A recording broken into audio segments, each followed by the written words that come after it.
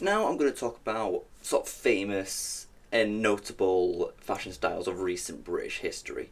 So this is going from about 1950s to modern day. Um, but I'm also going to talk about something just before, and that's the Yorkshire farmer slash the country farmer kind of look. Flat cap, boots, nice shirt, gilet. Rich people really wear this normally, but it's also a very farmer look. Like you'll see this in farmers quite often. Um, Obviously, we're showing pictures here. The main purpose of this, you can take a wild guess.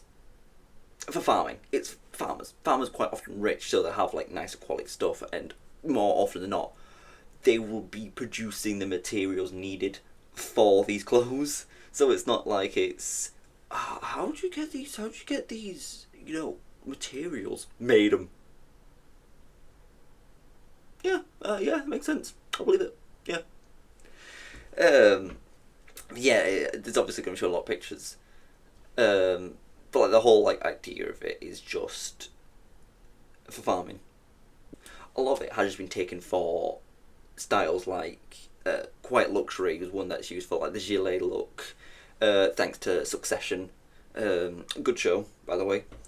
Um, but yeah, a lot of it's just normally used to make yourself look richer. Really, it is used obviously for farmers and used by farmers, but some people just don't do the work that's kind of, a lot of people just don't wear it for its intended purpose. They just wear it to be like, I'm rich, right? Please.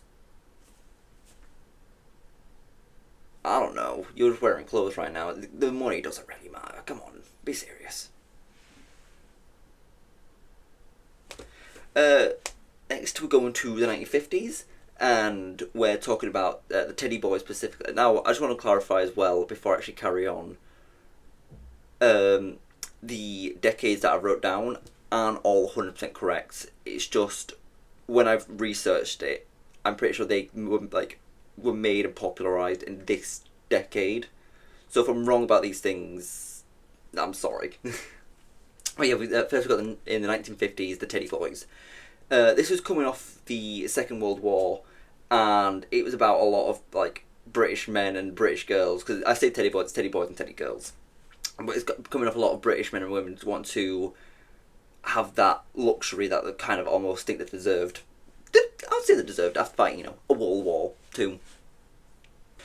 Often one of the things like suits, two pieces got like tie, often like bow ties or something like that. Sometimes long ties, long jackets, nice trousers, nice shoes. Everything about it is nice. It's about looking nice. It's often come from the working class though, which is kind of the most interesting bit. As I said, there's often colours used off. There's quite often a bunch of colours used, like very bright colours, or it's quite darker, depending like what kind of like era of the teddies it is. Um, but I felt the best way to really describe it, because I've sort of got a bunch of pictures on my monitor right now to look at it. It's just essentially people wanting to look nice. It's the main idea, and it's more of like this is like a forefather of so much fashion in Britain, and it's like you kind of need to talk about it. And I'm obviously missing some huge major bits, but this is supposed to be more of like a quick thing for people to learn simply than to go into much detail. So if you want to learn more about Hardy Boys, if you want to learn more about Teddy Boys and Teddy Girls, I recommend doing your own research. Next, we've got one that's very 60s and very, well, we're in the 60s now, so that makes sense. Very 60s, but almost quite to 80s. Very. If I found the best way to describe it is very street hippie almost. And that's the mods. This is definitely like the forefather for Britpop and like that, northern indie Oasis, Blur. I know Blur wasn't northern, but that kind of look. You can see the inspiration from mods really It's just it was just modernised in a sense. The main thing with the mods were in the name is the road bikes. Mods come from the term mod. I think it's modding specifically, but basically, it's the sort of original bike culture. It's basically a bunch of people who are like, we're rich, we've got a bunch of money, we've got given bikes, we've got nice clothes. Let's just start being annoying to people, and then that's what the mods are. And there's obviously a counterpoint of the rockers, which I'll get into just a bit. But the whole thing really is, it's like how modern day you see a lot of fake hippies, where it's like a bunch of rich kids, and they're like, "Oh, I'm such a hippie man," and they're like living like in a mansion or something. That's what the mods were. They were just more rougher. Next, to go about what I was talking about before, with the rockers, is these were also bike cultures, but instead of it being more scooter-esque bikes, it's more, your Harleys, the classic bikes, and, leather jackets. Your true biker culture comes from the rockers, not the mods. Mods kind of just lost their, going, oh, we're going to go ride our scooters or anything, and they just went into other forms of substyles, while the rockers take a wild guess what happened with rockers. There's two options: bikers, rock. I know it's kind of obvious, but it is once again an originator of a lot of modern fashion. A lot of 2010s alternate style, modern alternate style can also really be give thanks to the rockers. But the whole idea of it is have you ever seen a bunch of people on the bikes and you can tell they're older? They're probably inspired or are probably rockers, because you can mind these are the 60s. This was 60 years ago, so they're probably in the 70s to 80s now. But yeah, it's a lot of ideas like boots, dark colours, leather jackets, trying to have that edgy look that a lot of famous rock bands would have had in the 80s, because while rockers was more created in the 60s, it got repopularised. It got really repopularised. It got famous again. It got famous again in the 80s, where and I mean a lot of the modern bike riders are probably from the 80s. They're raised in the 80s and they got all the 80s style to them. And the rockers, in the reinvention of rock music, really kind of just went to it. It just rose in popularity. The next one to talk about is kind of controversial. Not as what I'm going to say is controversial, but they are themselves controversial, and that's skinheads. Now, originally, skinheads were actually pro-immigration and, worked a lot with the Windrush generation, of when the Afro-Caribbeans and the Southwest Asians, India area, they were coming into the UK because we needed, more people to do more jobs.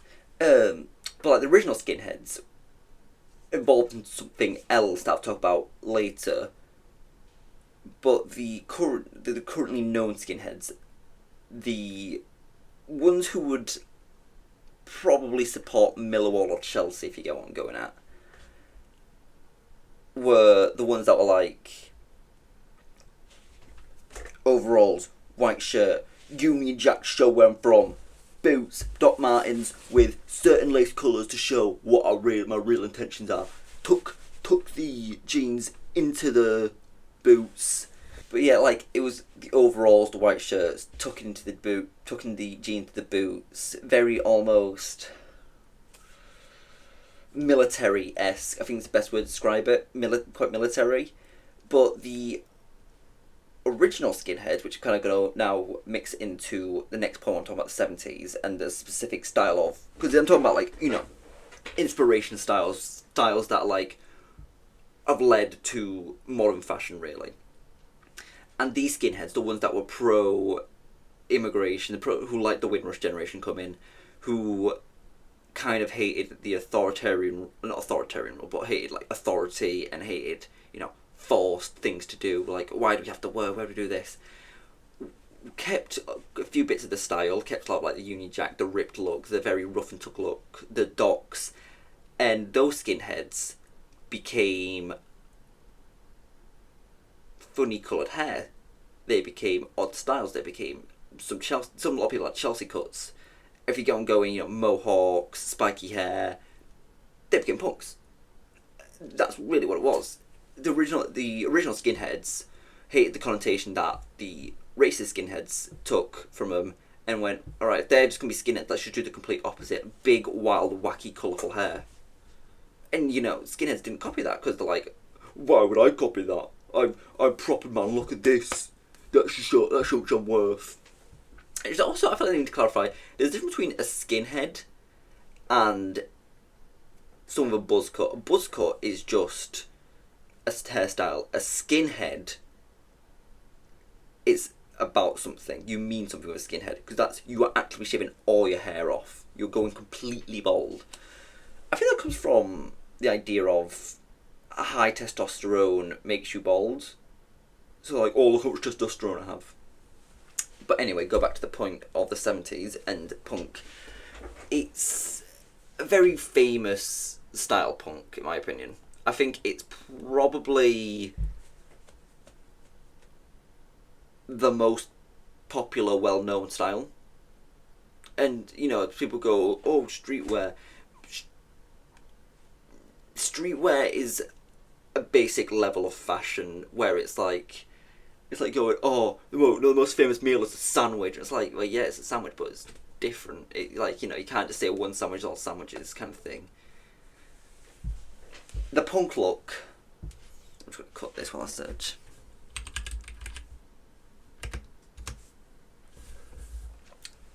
The punk look is kind of...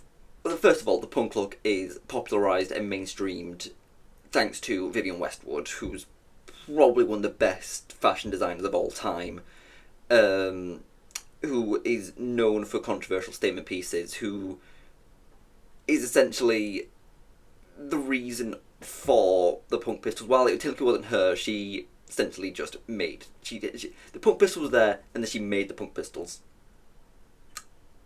Punk Pistols. Sort of reset from everything. I was talking like my random rambles. I'm going to go to the next point straight away and just say punks in the 70s. They're obviously really big in the 80s, but like the whole thing was they're getting away from the skinheads. That's what the main goal was. Obviously, they had wild, wacky hair with colours to go the opposite of skinheads. All their boots started, instead of being black, started being more colourful. They wore like quite tight trousers, where it was quite often plaided.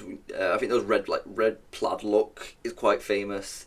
Ripped jeans, very like skinny look to them.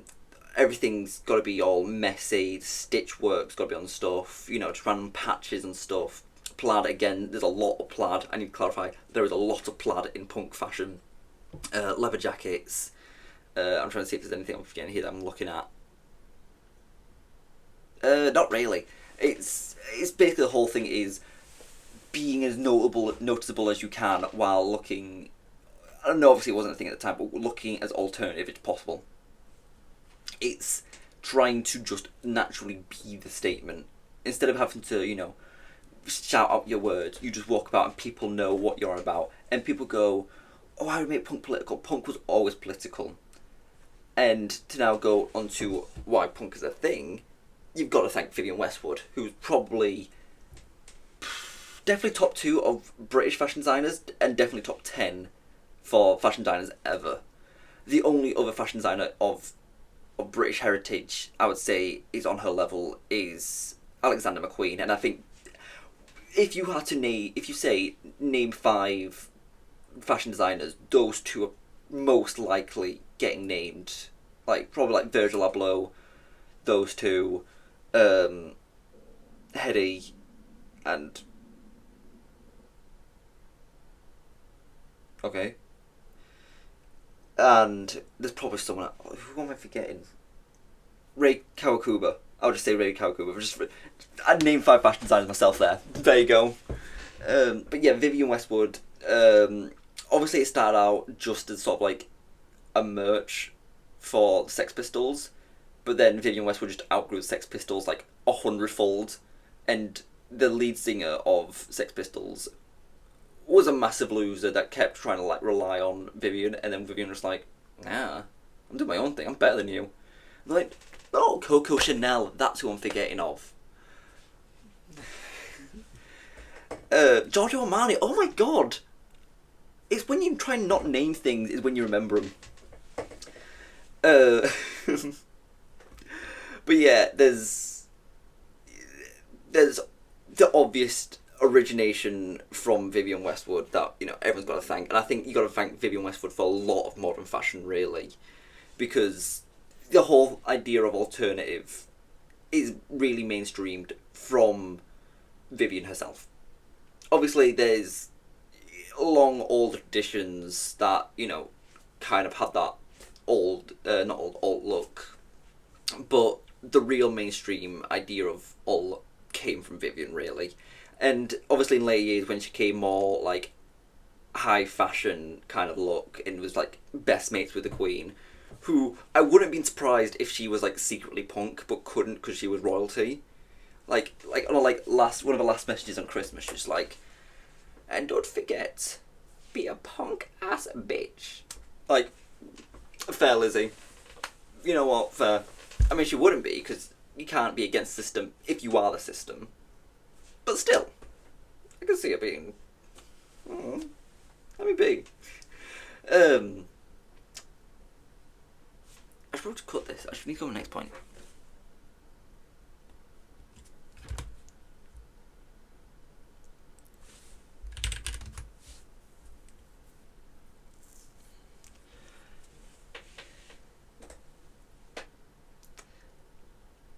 This next one I've got, I put for the 80s because that's when they were like really big, but to sort of group them in one decade is just wrong, and to actually also sort of call it a British thing, British fashion culture, is also kind of wrong because it's got styles from a lot of other parts of Europe.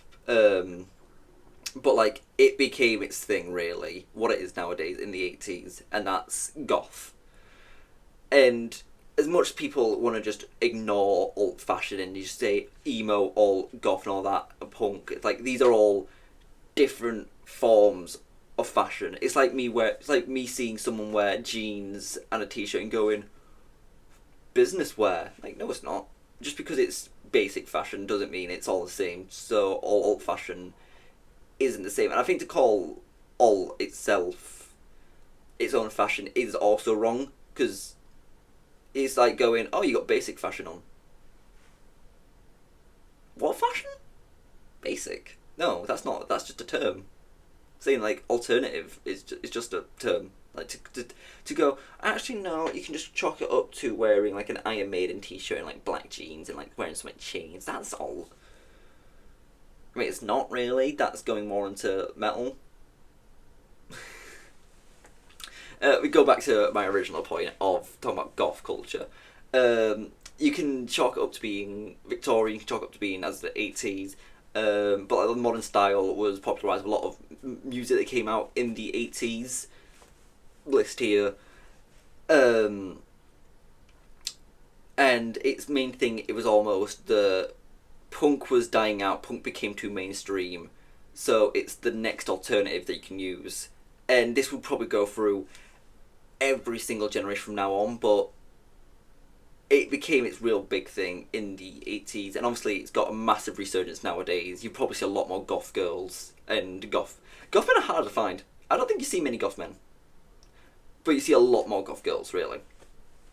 But it obviously is quite vampiric in look, quite like Victorian horror kind of look, pale face, black makeup, frizzy all over black hair, long, almost wispy looking clothes, a lot of jewellery, a lot of Christian based jewellery actually. You see a lot of crosses and stuff, you see a lot of like Christian ideology, because modern goth is sort of the other, like a flip version of using Christianity stuff. It's like, yeah, it's like, got a lot of like basis of inspiration from a lot of like older Christian based ideas, but they just did the flipped version of it. It's just how it works. I'll just cut this out because I need to go to my next point.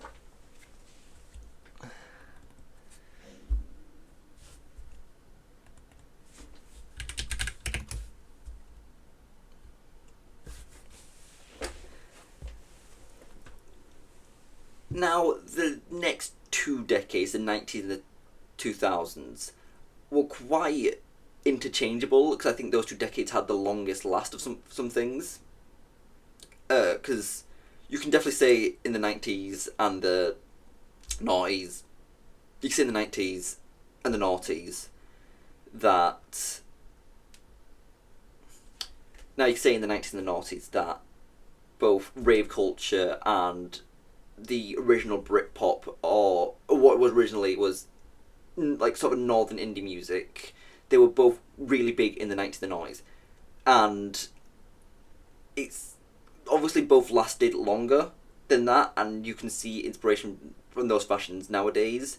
But to sort of talk about the first one I want to talk about, which was almost the alternatives, it wasn't fully, but it kind of was, of rave culture, and how it kind of is just inspired off going little clothes, colourful clothes,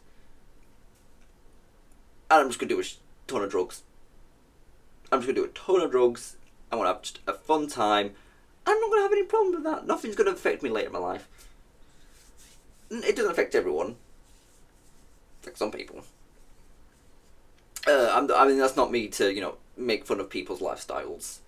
That's just me giving a cautionary warning, really. But a lot of it was just a lot of, we want fun. We want fun in the most fun ways, and how can we do that? We can have this just surprising, shocking look. They wouldn't actively wear a lot of this stuff out in public, but they'll wear it to raves, and rave culture kind of acted as the night version of Britpop, which now I'll talk into.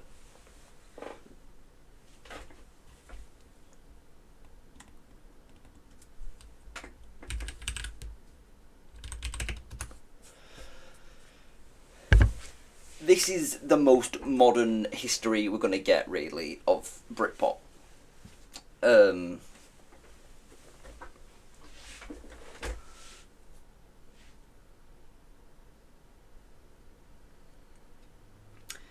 Britpop is like the most recent form of history, in my opinion. And it's obviously like, Blur, Oasis, Arctic Monkeys really fall into that as well.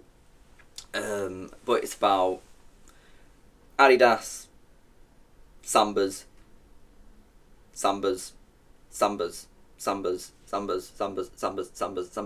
It's not. I want to clarify. It's just for some reason we all remember it as Sambas. And I think that kind of... It shows the problem with a lot of modern day fashion. And that's something I should definitely talk about. But Sambas were good. But obviously we've overplayed them now, and the whole British style of bloke core and all that, it's kind of worn out, and it's like, oh, can't be inspired by Britain anymore, we've run out of ideas. They're the two main things. Sorry, you're asking one of the fashion capitals of the world. You're not asking, but you're saying one of the fashion capitals of the world, one of the big 3 fashion countries. You're saying they just got nothing left. You're saying all there were just Britpop and football, despite the fact that most forms of alternative clothing can be traced back to the UK. You can trace back most formal wear for being in the UK. But you're just going to chalk it up to, this is England, a proper country. We wear Sambas, we love our Adidas, and we don't care it's German though. We don't care. Even though we got British or un-British, we don't care, because what it really is about having a right good time. It's like, no. But now to sort of actually talk about Britpop itself, and to let go of the fact that we're more than just wearing Sambas and football jerseys. I feel like Britpop's like main hold wasn't even Sambas, it was bucket hats. I feel like bucket hats was something just quintess. Bucket hats and I know it sounds stupid. The Noel Gallagher jacket, you know what I mean. I can't remember if it's a specific brand or anything, but like that kind of just like jacket, zip it up, but maybe kind of thing. Got his glasses on. I think the best way you can't really describe Britpop because how cemented it is in modern fashion. Like it's literally, you want me to describe it? Trainers, like looser jeans, jackets, jumpers, t-shirts. It's like bucket hats. Like this is like I can look through like so many pictures right now, and it's going to show me the same couple of things, and it's just the originating of a lot of modern clothes. It's if you want to talk about a real forefather of fashion and what modern fashion can like be traced to, it's Britpop really, and I think that's something that while we are always like, oh yeah, this is who we are, we really don't like treat it like it is the forefather. Like it's not a point of inspiration. We're treating it like it's a factual thing. Like it's this one thing that we've got to just like bring over all the time. Like why are we trying to like take some from here and move it over there when we can just take pieces, open it up, like examine it, get some good pieces, wove it into modern fashion kind of thing. Which some people do with some modern stuff, don't get me wrong. But it's just, we've got to look at him and go, for no reason. I think another thing is the use of the Union Jack and clothing came back again, because it was a thing with the skinheads to kind of the punks almost. And then it wore out for about 3 decades almost, 2 decades. And we're like, the Union Jack's cool. Why have we stopped using it?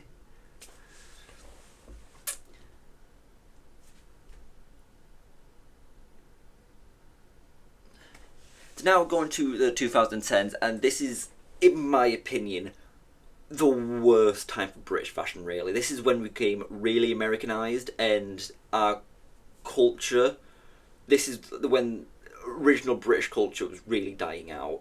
Because more and more we were just going, what's America doing? What's America? Because we're like, America's got to be so cool, because that's what all the things are happening. But yeah, like 2010s was really the death of British fashion, because we were just really sort of just going into the idea of what's America doing? Oh, they're doing this. Let's do this. Yeah, yeah. The little bits we had were like during like 2012 to like 2016, I would say, about where we had this random like chokehold on like music, mainly thanks to One Direction and Little Mix, really. And even then, the fashion wasn't inspirational. It wasn't like an originator, and you know, people can try and go, oh yeah, but what about this kind of like fashion?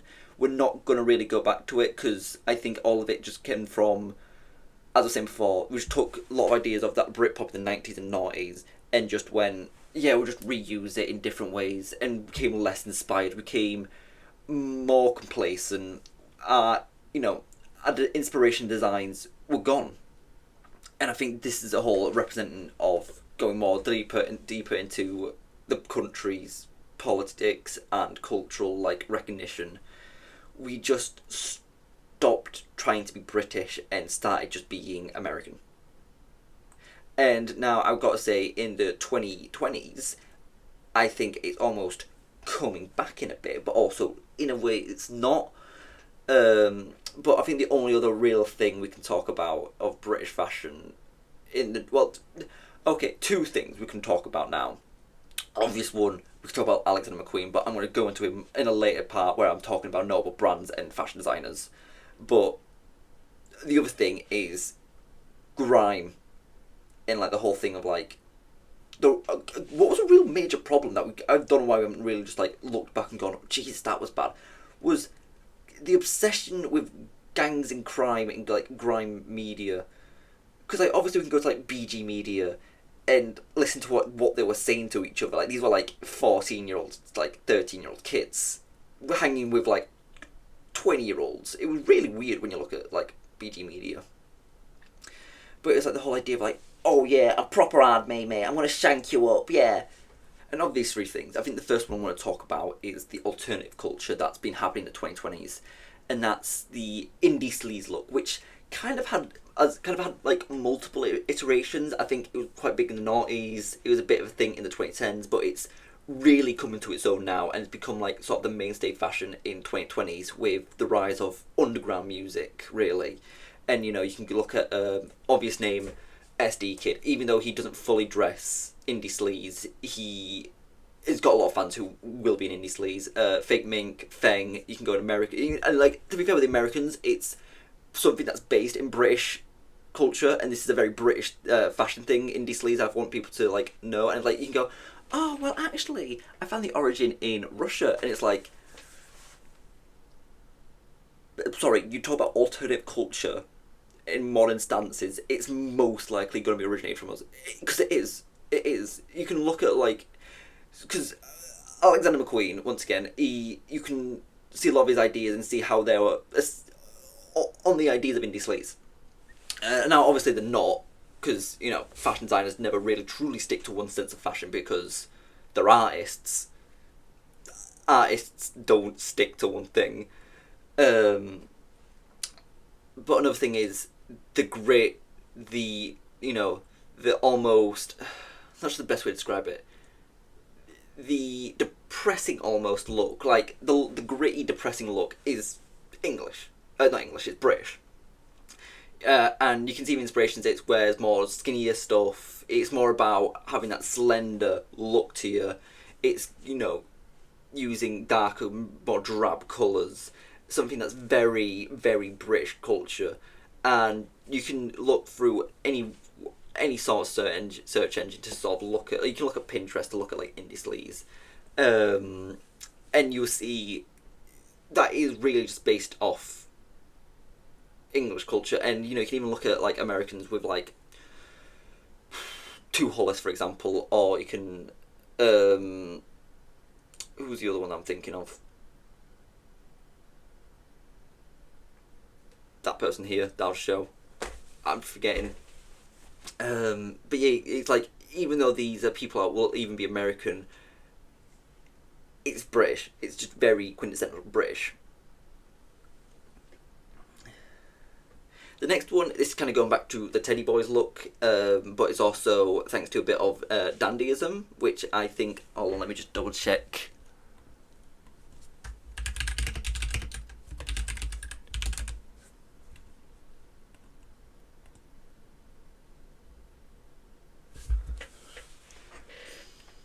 Dandyism, which was Georgian London roots, apparently. I was fully prepared to say it was like a Louisiana thing in America, but no, I did not know it was actually us once again, which kind of goes back to my point of, we are just like us, France and Italy are just the leaders of fashion, music, and food, but we act like we're not. Like British people are like, oh, you've got nothing to us really. Well, the modern day creatives, why we can manufacture everything, we can do a lot of farming, we can do a lot of the creative works, and we just go, no, I want to do office work. I want to be a YouTuber. I mean, I say it's quite ironic to say I'm on YouTube doing this, but I have other intentions in my life than just do YouTube videos, I guess, so it gets me a pass on that bit. But I can't remember what my real point was. I get distracted so much talking about how we've lost our identity of the creatives and being our own people, that I need to go back to sort of the original idea I was talking about. I'm talking about modern formal wear, of how like business wear or formal wear, whatever you want to kind of call it, has majorly come back in fashion. Wearing ties, wearing shirts, looking nice, looking presentable, because to put it simply, the main generation that's now leading this, Gen Z, cares a lot about the creatives, cares a lot about fashion, cares a lot about music, cares a lot about food, cares a lot about travelling, cares a lot about culture. That's something that, no offence to the other generations, but millennials were all quite like, just absorb everything to one mega culture. Gen X were quite cultural based, to be fair. And then We don't talk about boomers really. We, their culture kind of is all just. Oh no. A lot of things with the Gen Z generation is we care a lot about food, culture, music, drinks, traveling to places, appreciating all the other countries, all over the looks, appreciating the arts is kind of what I'm getting at. And we're more in the sense of, oh my god, all these cultures are so different and beautiful, this is amazing, while millennials are more, let's make everything one mega culture and love each other equally together, starting from now. This is a new starting point. Like that's how we're starting. That's how millennials kind of like work. There's like millennial optimism, quite famous. So like the hipster blogger era even. Gen X were quite. To be fair, Gen X were quite similar to Gen Z, I would say, in a lot of like how they saw culture, and then Boomers were very just. Looked at their culture and didn't really pay attention to anything else. They were quite narrow-minded. And you can say that, you can go to a lot of like boomers, like, and they will be like, oh no, yeah, I see things in black and white, oh, I'm quite narrow-minded. They'll be open about that and say, yeah, fair, I am. Not all of them, obviously, everyone's different. But I think this is why in the 2020s we've seen indie sleaze become a thing, and it's quite a British. There's a lot of uni students, kind of including myself, that wear a lot of like indie sleaze based stuff, and like very like that alternative, modern alternative look. There's also still a lot of people, like myself, that wear modern formal, where it's very, proper. You're either going, I want to look cool, or I want to look cool. That's really the two main options right now. Because you don't often... Obviously, there's the third option of, I don't care about fashion. I get that. I know not everyone cares about fashion, and this is a very personal topic that I love, and seeing it on a channel about fashion, I'm assuming people agree with me that fashion is great. Not everyone, but obviously not everyone cares about it. But like the two sort of like leading figures of modern fashion just try to look cool. That's the whole inspiration. That's what a lot of Gen Z is. Gen Z is based off... Is it cool though? Let's... I'm just gonna pull out a reference of like anything nowadays. Just like, got it. Woven. Joke. Boom. Doctor Strange. Alright. That's Doctor Strange's. That's what I'm doing. But a lot of the, like, modern culture right now is actually originating from Britain, and it's something that we need to kind of get a hold on. Like, if you want to care about farmers, and once again, not to get political, there is a party that is actively trying to make Britain more British, then saying that it's going to be more British. But I think the real kind of note about me saying, oh, formal streetwear and, indie sleaze are two like really biggest fashion things right now, is if we're now going to look at the rest of the world, they're all starting to agree. Obviously, streetwear is much bigger around a lot of the rest of the world, excluding, once again, things like... I mean, when you talk about America in fashion, I feel like there's two kinds of points talking to America. There's, like, talking about New York and California America, and then there's talking about kind of just most of the rest of America. Like, any, like, major city states, don't know why that was hard to say, any major city states often care about fashion and have their own subculture of fashion, and, that's perfectly fine. A lot of other parts of America, though, kind of either just following or like Utah. And if you've seen a lot of, like, Utah looks and fashion, I'm just going to assume they're, like, teenagers just having fun. Because I'm then questioning, like, a lot of stuff what they're doing.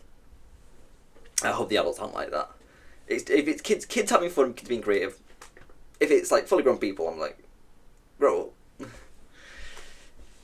But yeah, this whole thing is, if you look at the rest of the world, is they will just follow suit. With the internet nowadays, everyone just goes, what are they doing? Oh, yeah, we'll do that, we'll do that, we'll do that. What are they doing? Yeah, we'll do that, we'll do that. And obviously that's going to be a thing always nowadays with the internet, and something you just have to accept. But it's almost leading to this idea of the death of subculture. And I think especially the problem is on the internet, people just ruin everything. You find something funny, that's cringy. I don't find it. Everyone, let's point and laugh at them. Let's call them cringy and ruin this subculture forever. It's like cringe culture was massive in the 2010s, and we just went, oh, everyone's got the internet. Let's make fun of it. Let's just ruin it for everyone. Miserable bastards. Like, ooh, people are having fun. I don't like that. No, that's not fair. Like,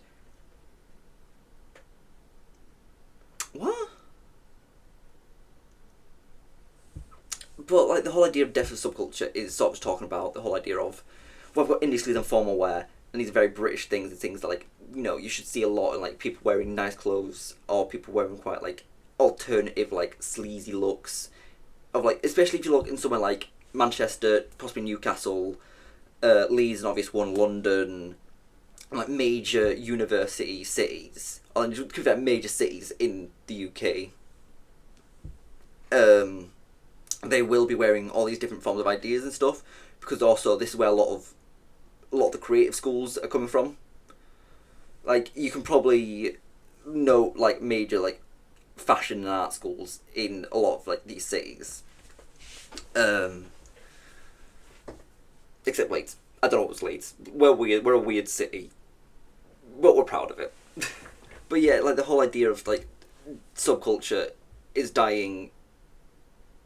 Except I feel like in Britain it's almost, to quote an American, it's snatching its chain back. It's snatching its chain back. It's getting its get back. It's like going, well, we're really good at fashion. Should we just carry on doing that? Yeah. Oh yeah, we're actually really good at this. Oh, let's try and just not be British now.